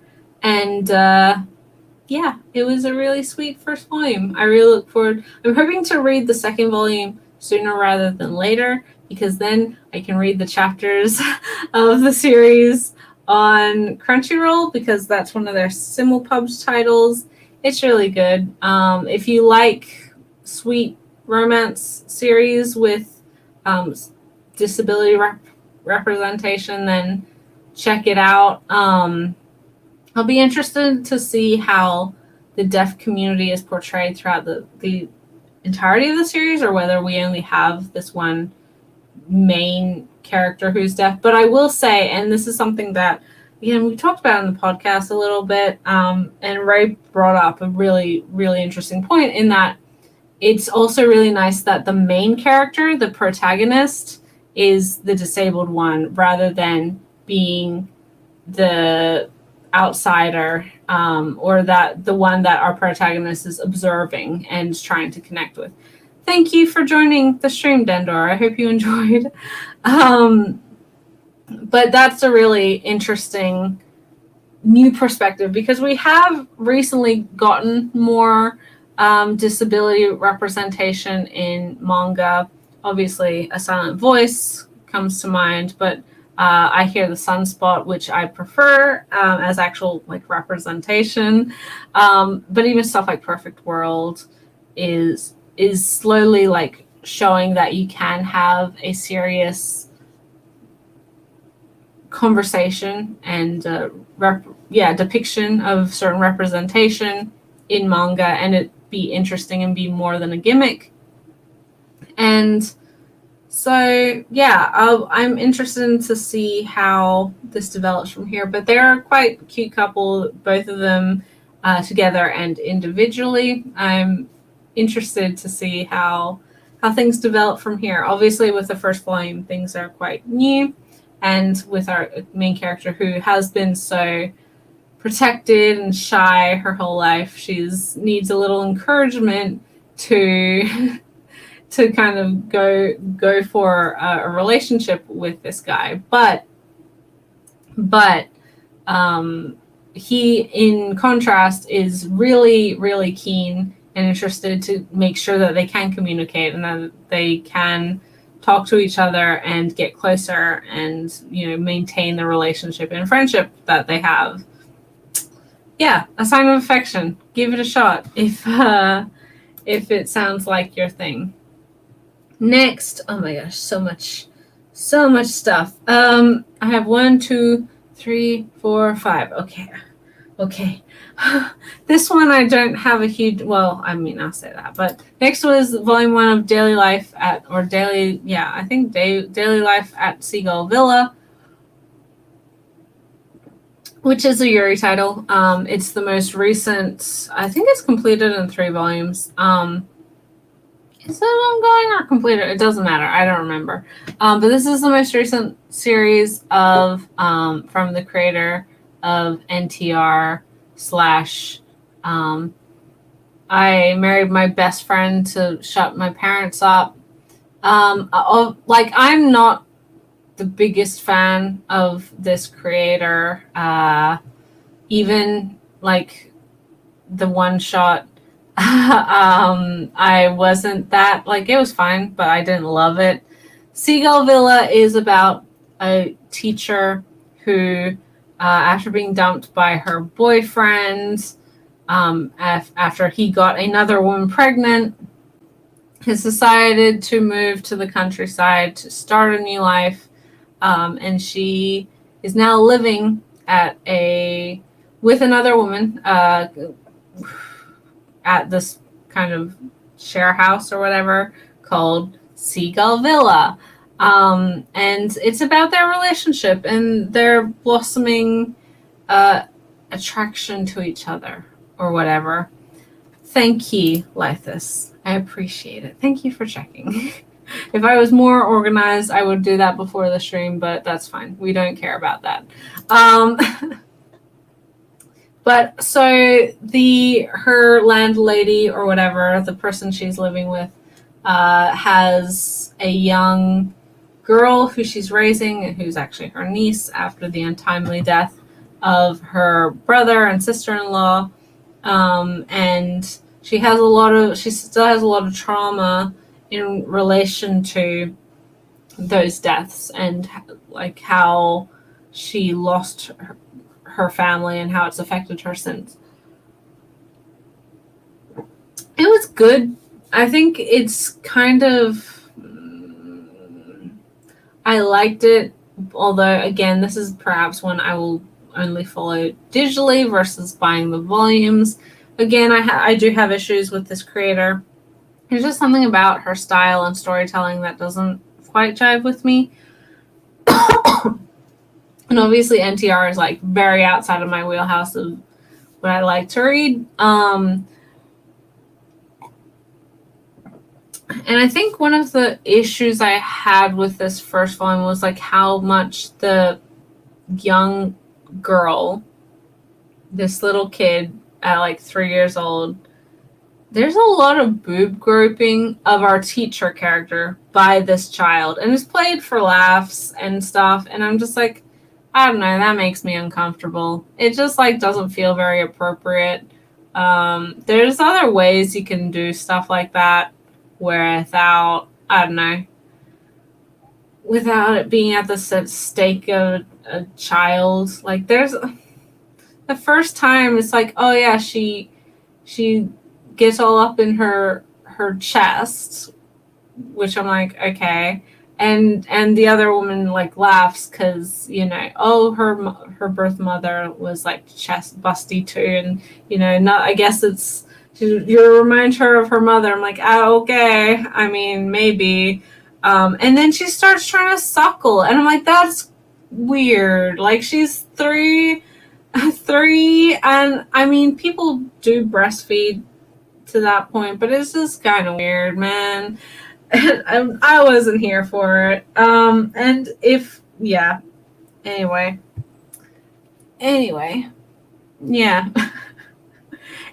Generally, like, I feel like there's a lot of potential here. We have two women from very different, broken backgrounds coming together and finding love with each other.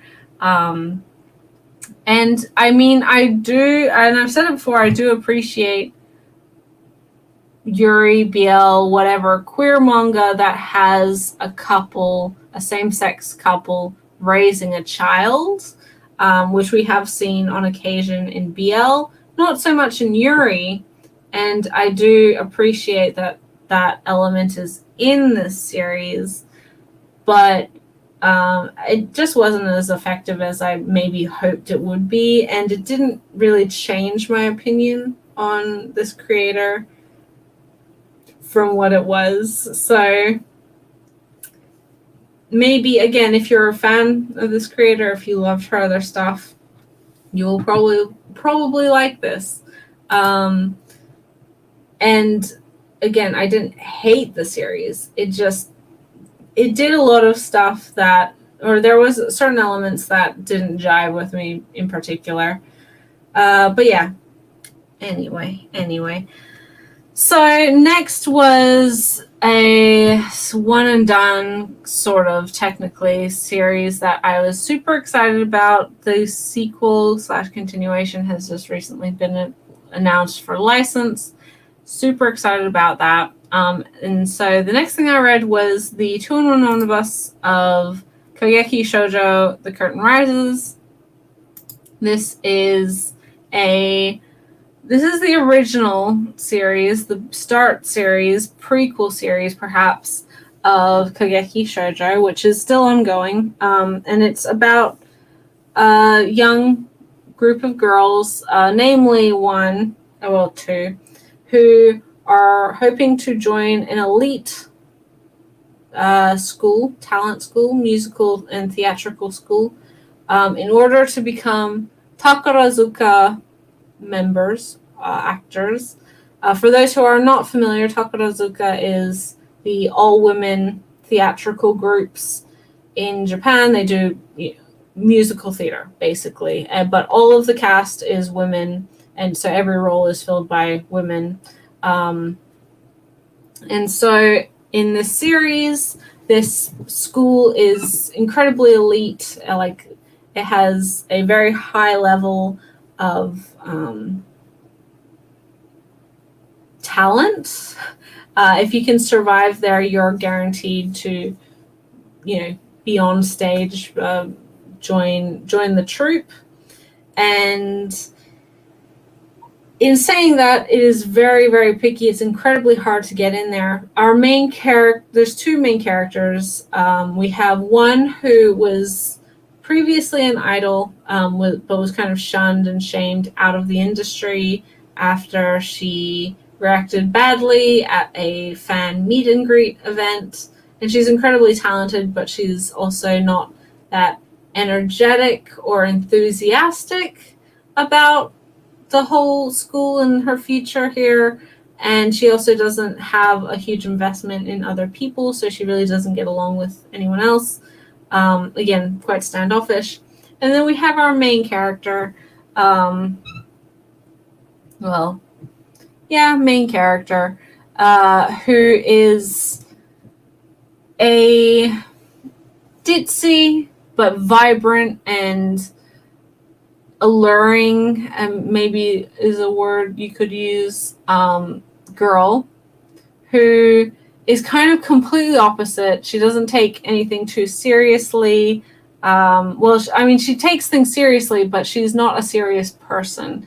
She's not that bright. She's kind of gullible and overtly optimistic and hopeful, and doesn't buy into the cattiness and the petty jealousies that come part and parcel with this elite school. And she's also incredibly tall. She's taller than most of the other girls there, if not all of the other girls there. And she dreams of someday being Lady Oscar from Rose of Versailles in its Takarazuka adaptation, or performances, which is kind of like declaring you want to be the best of the best, like the absolute showstopper. Needless to say, Lady Oscar is a very popular role and a fan favorite, right?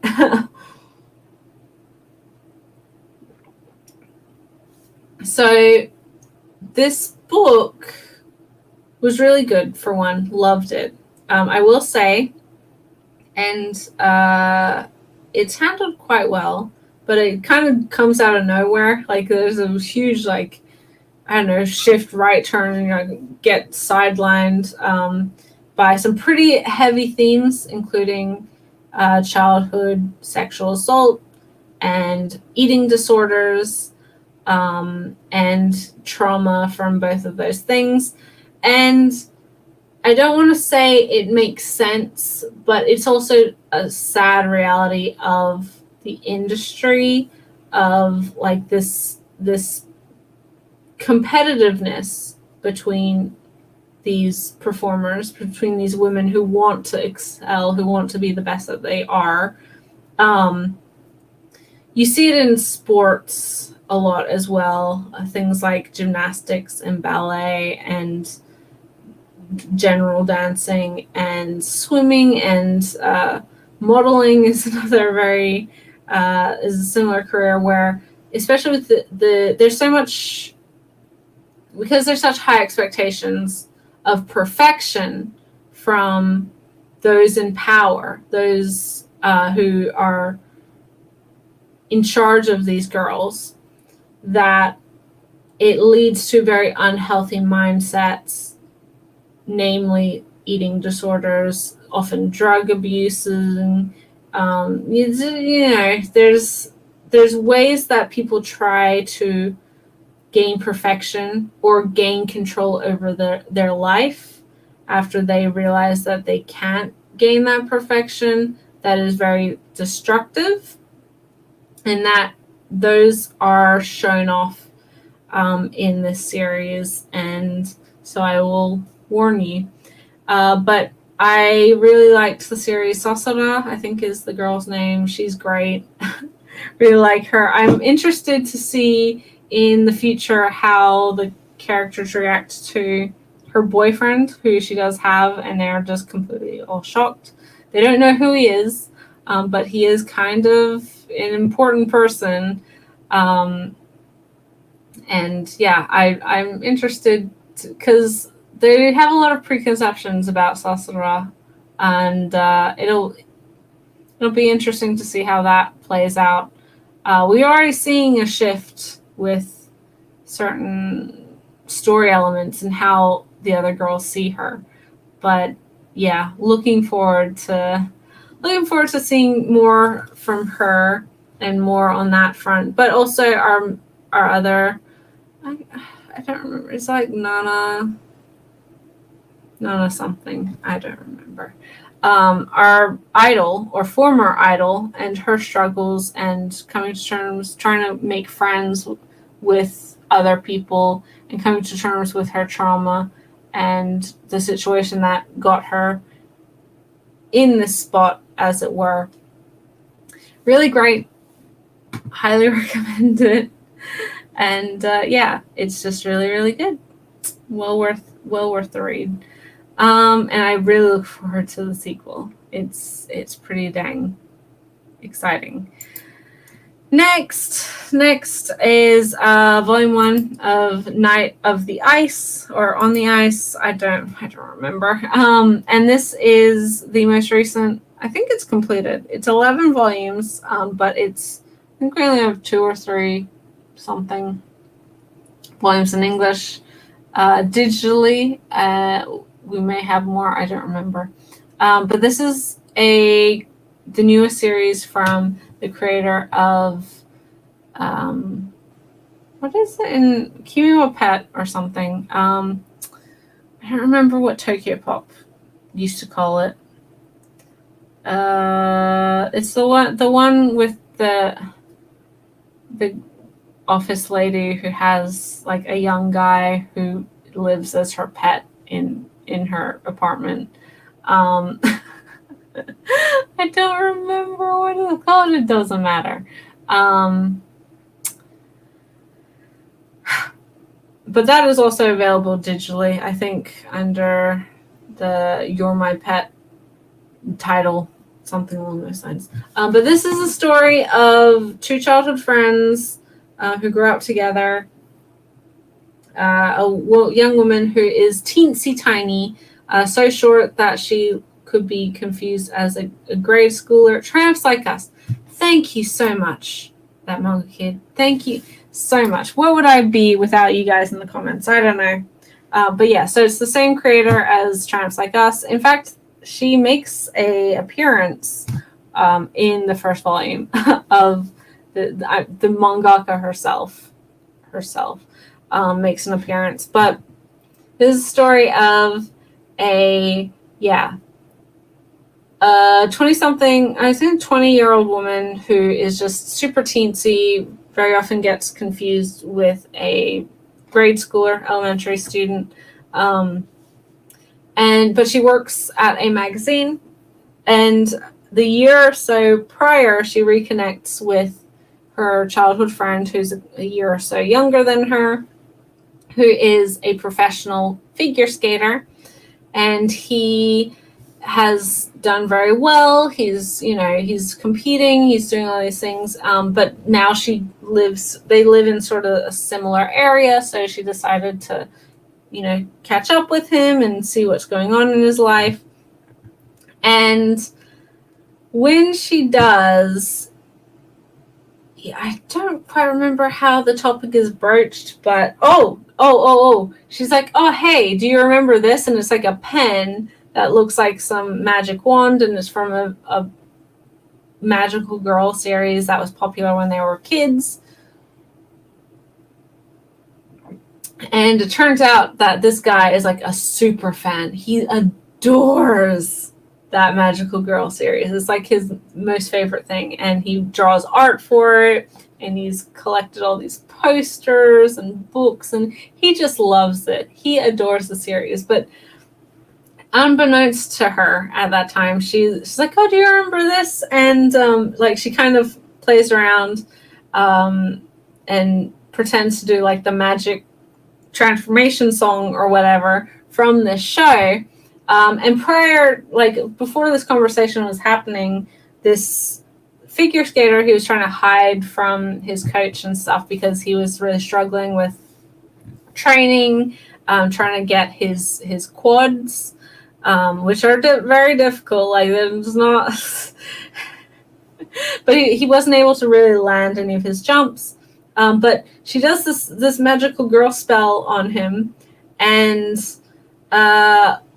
from that he gets like amazingly rejuvenated, and he sprints to the rink, and he's able to land his quad toe.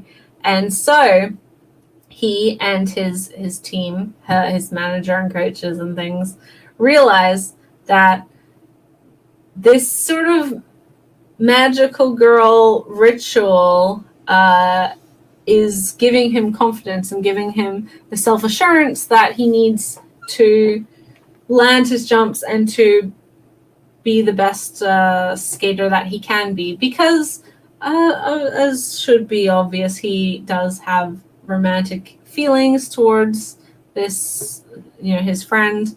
Not that she knows, but he's been harboring, again, a big fat crush on her for many years, and she's really the only person who understands his interest in this magical girl series. And so by having her support, he's able to perform the best that he can. What that means, though, is that she has to be at all of his competitions to be able to do this for him before he goes out on the ice, so that he can perform so well. But unfortunately, in this particular volume, she's not able to make it to Skate Canada. In particular, at the GPF Grand Prix finals, like the big major ending final of the Grand Prix skating tournament, in which he was definitely picked as like the favorite to win. She's out of town. She's not able to travel to Canada with him because she's on another work-related business trip. And it has affected him. And not with, like, like with a lot of romance stuff, there's a larger jealousy from him because he thinks that her boss is also interested in her, and he's not able to compete against that. And it was good. Like, it's very much what I expected from this creator. It was fun. At 11 volumes, it's a little bit on the longer side. This might be another one that I follow digitally, just because I did like Tramps Like Us, but it's not something I feel like I'd revisit a lot. And there's so many like josei titles now that I can afford to be a bit choosy. Not that, again, is bad. I did like the fact that they made a joke that this character, our main character, looks like Little Mai from Moomin. I was like, yeah, she does. Like that was pretty effective. And I think it's a sweet little series. It's a somewhat interesting premise, right? But like, it's not groundbreaking. It's not going to change your life or anything. Yeah. So it was a good time, but it's kind of what you expect from the series. Next, penultimately, and then I can go to bed. We have Life Lessons from, I believe, again, I'm not sure if this is the exact title, but Life Lessons from Uromichi Onisan, which is very funny. This is a series about a 30-something-year-old television performer who, Uromichi-san, right? He is on a children's television show as Uromichi Onisan, and he hates his job. Like, he hates his job. And his coworkers are kind of in the same boat. They're like so sick of pretending to be like upbeat and cheerful and happy for the cameras and the child audience, when their whole lives are just like, oh, I'm 30 and what am I doing with my life, and nothing's going right, and it's funny. Like, the print release for this, and I guess the digital releases as well, are 2-in-1 omnibus releases. There's 4 volumes, 4 single volumes, so I presume 2 omnibus volumes of this series available in English so far. I only read the first omnibus. Funny, really funny. So yeah, it's basically about Uramichi and his coworkers and their struggle trying to be good child entertainers, but also just the despair and the absolute fatigue of having to maintain, a certain level of happiness and joy and whatever else for these kids, whilst they're kind of very depressed and anxious and worried about their own lives, and reflecting on kind of the choices that led them here, and just questioning why them. Uramichi, prior to his career in television, was a professional gymnast in university, and he has maintained his athleticism. He's a gym rat, always in the gym. But he doesn't have much else aside from that. He has work and the gym. He doesn't have a partner. He doesn't look after himself. He's always just too tired to do anything. It's a funny series. It's funny. I did enjoy this series a lot. The mascot characters are from or people in the mascot suits are his co-workers, but also they were university friends, and roommates, in fact. But their relationship is an interesting one. They certainly get on in different ways with each other, and then you have also the hosts of this kids program, something with Maman, whatever it is, teaching with Maman, or I don't know. And so yeah, there's the main hosts who are the guy, I don't remember their names. Utano is the girl, she's 32. Her long-term boyfriend is a failed comedian, and she's just really wanting security and to get married and whatever else, and he's not willing to do that, and so she's just puttering around and super frustrated and hating her life. She's had a couple failed music careers. She debuted as an enka singer, and she tried to become an idol at some point.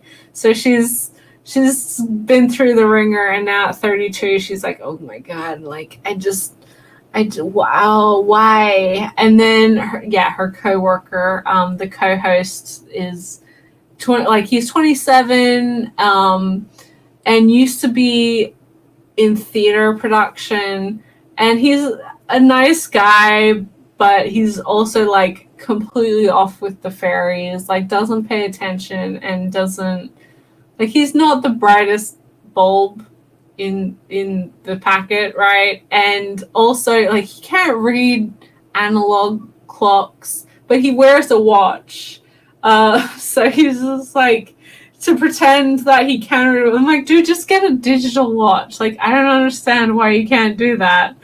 But also he's super into dirty jokes, but not actual dirty jokes, just dumb, kind of rude, things that sound like they're dirty jokes. He found, one of the things Uramichi-san does is poke, he aggravates and irritates his coworkers, right? Bullies them in a way that's not technically bad, but still annoying or disruptive. But because there's one segment where they had to name their favorite animal or whatever, and I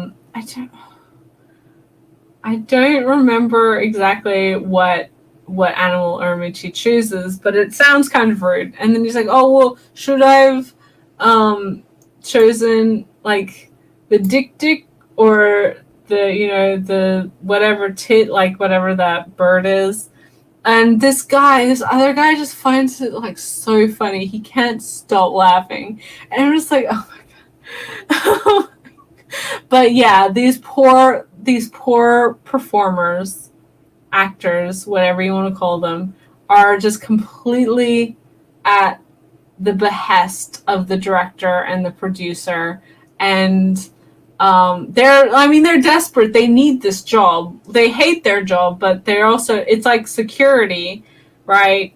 And so they can't lose the job, but also, so it means that there's like a desperation, especially from Uramichi, like, I will do anything that, like, he hates his life and he hates his job, but on the outside, he's gonna just grin and bear it and be like, sure, director, absolutely, let's film this summertime music video at the beach in the middle of winter whilst I'm in nothing but a swimsuit. That sounds like a great idea. That yum.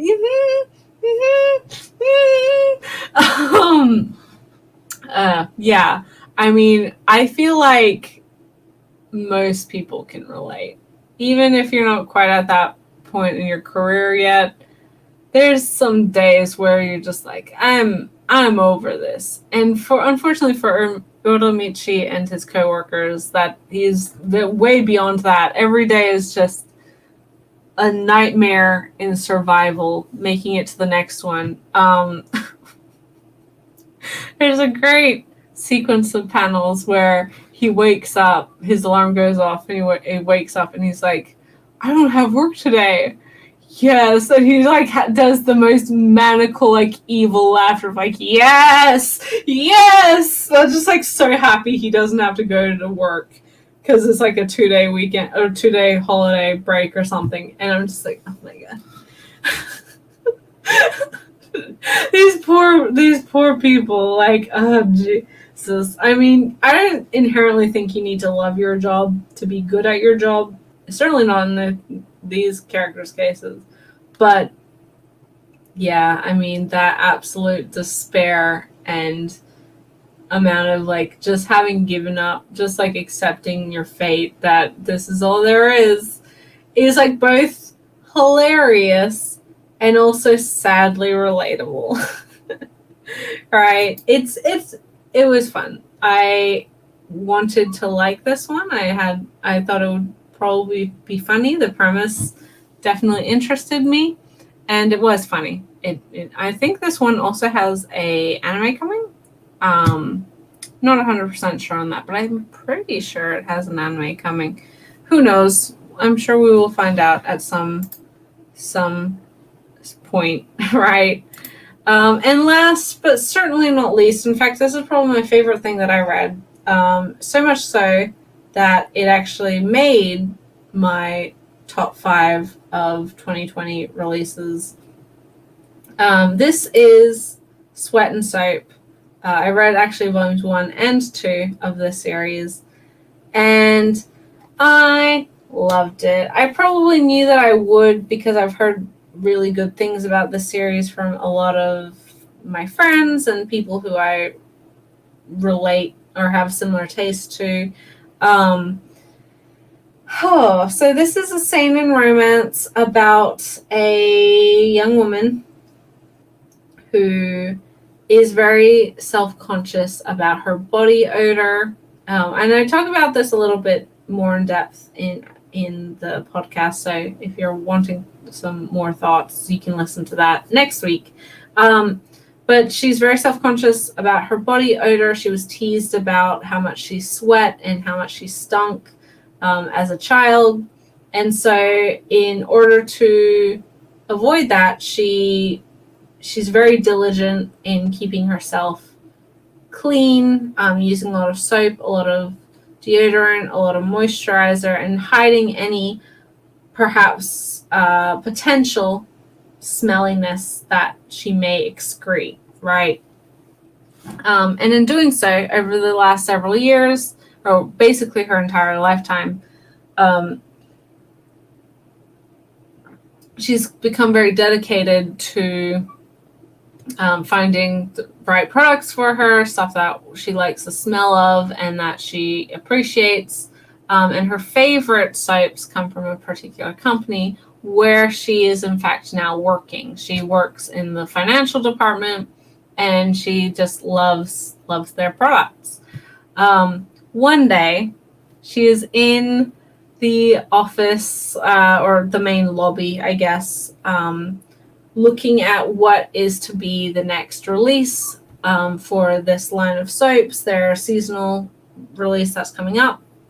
And she's really admiring it. She's like, oh, that looks and sounds amazing, and I can't wait to try it, and blah, blah, blah.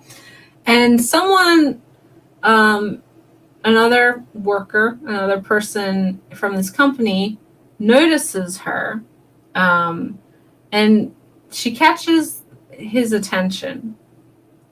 And he approaches her and basically like just comes in and takes a big old sniff of her. And he's like, oh my gosh, you smell like, what's that smell? And obviously she's very upset by this. Again, she's very self-conscious about how she smells. And he's like, no, you have to, like, you smell, like, you have to tell me what that is. And she's like, I don't know, like, she's really upset. And he kind of, she starts to run away. He follows her. And he's like, no, I'm sorry. I went about this the whole wrong way. You smell great. Like, you smell amazing. What do you use? And he's like, I can smell that you use, like, our products. And I can smell this soap and this deodorant and blah, blah, blah. But, like, there's something else. What's this something else? And she's like, oh, I don't use anything else. And so he's like, so it must be you. And so this guy, he introduces himself. He's actually one of the lead developers, product developers on in this company. And a lot of her favorite products were developed by him. So she actually really, like, is amazed, and he has a naturally very talented sense of smell. So he can pick out certain fragrances or whatever very easily, and he's just absolutely captivated by what she smells like, her natural scent. And from there, a romantic relationship is born. Initially, he's kind of just wanting to hang out with her, trying to figure out, like, why she smells so good and things like that. But it very quickly turns to a romantic attraction. And despite, and I said this in the podcast, but despite the kind of weird fetishy aspect of that and the potential of that just being kind of gross, it's honestly, like, super duper sweet. And I really love this couple. I think the way that the series and the relationship is portrayed is just really wonderful. There's a lot of communication. These characters actually act like adults and ask each other how they're going. Once the romantic aspect of their relationship starts, which is, like, right off the bat, really, they're very well suited, but they're also very conscientious of each other. And because of their past backgrounds, it's just really nice to see characters communicate with each other, and in doing so, growing and becoming better people for each other. I love the series so much. Like, if you can get over the kind of weird, again, slightly fetishistic premise of someone being, like, so captivated with your body scent that they're just like, I need to sniff you. I need to smell your natural smells. Then you are rewarded with one of the most sweet, like, best, heartwarming, like, adult, quote unquote, romances coming out right now. It's also one that's ending soon, so it's not super duper long either. I think it'll be 8 8-ish, well, 8 or 9 volumes in its entirety, so it's not a huge commitment. Also, if you're interested or if it's something that matters to you, there is also, like, these are adults. They have a adult physical relationship, and whilst it's not explicit and like overly seeing much, these characters have sex on multiple occasions, which is nice. Again, healthy relationship and good to see with a couple like this that are quite smitten with each other and communicate well and who are very well suited. I love the series a lot. It's just really, I don't know if pure is the right word, but there's just a real lovely aspect of having characters who have a lot of chemistry, who respect each other, who care about each other enough to communicate, whether they're upset or whether they're enjoying it. And yeah, I had heard nothing but good things about the series this year. A lot of people that I know have been reading it and have been adoring it, and so I finally was like, I need to read this before we do the wrap up podcast, and I'm so glad that I did, because it very quickly became one of my favorite new series of this year. I mean, this is kind of, everyone that I know who's read it is like, I love it. I know Volume 5 just came out, isn't it? So we're slowly catching up. Well, I say slowly. We've caught up pretty quickly to the Japanese release. We're still a couple volumes behind, but considering that Volume 1 came out this year, 5 volumes in a year is pretty good. Pretty good. Especially for I believe it's a monthly series. So, yeah, I highly recommend Sweat and Soap to whomever wants to read it. It's one that I had high expectations for going in, and it just like hit those and exceeded them in ways that I was aware of. Like, I knew what to expect with the series, but even knowing that, it was just really sweet and cute, and it did everything right. Yeah, and all of the side characters, the supporting cast is pretty great. Loved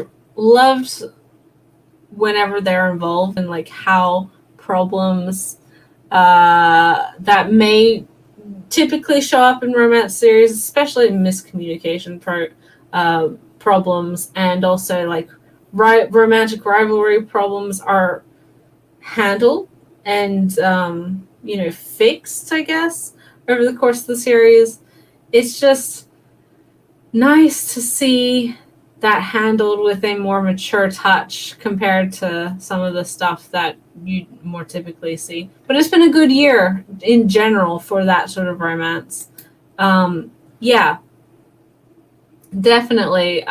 With this character, you can tell that they have a lot of chemistry. They have a lot of like stuff in common, and they do care about each other so much. And it's just really nice to read about characters who are unapologetically like just really into each other, especially if you're wanting to read romance series.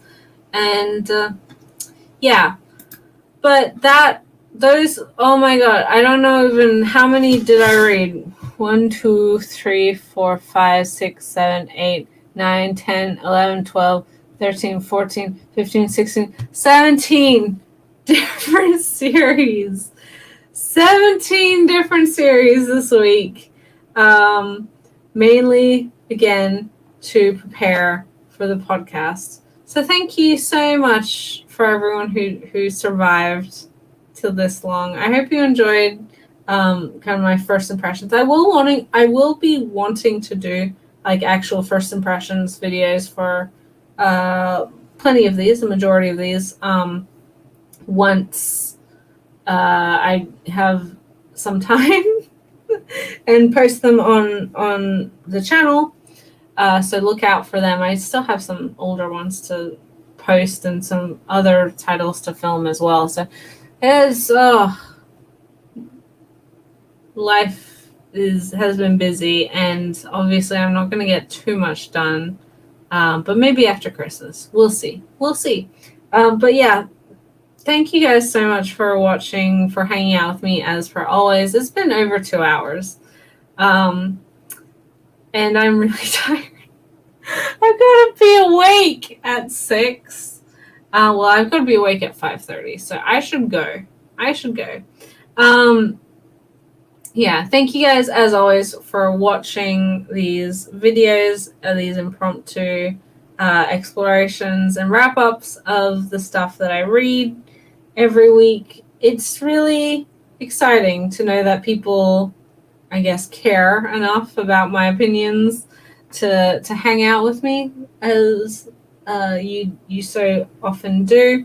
I know there's been a lot of confusion for because I did switch it to 9 a.m. Eastern time, which is in the US, versus which is 10 p.m. my time.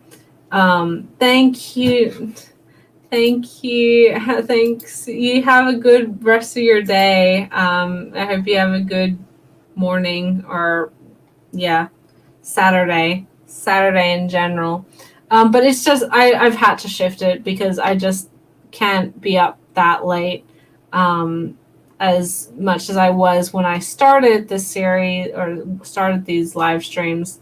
I need my sleep. And so it's honestly for my own convenience. Sorry. That's just how things are.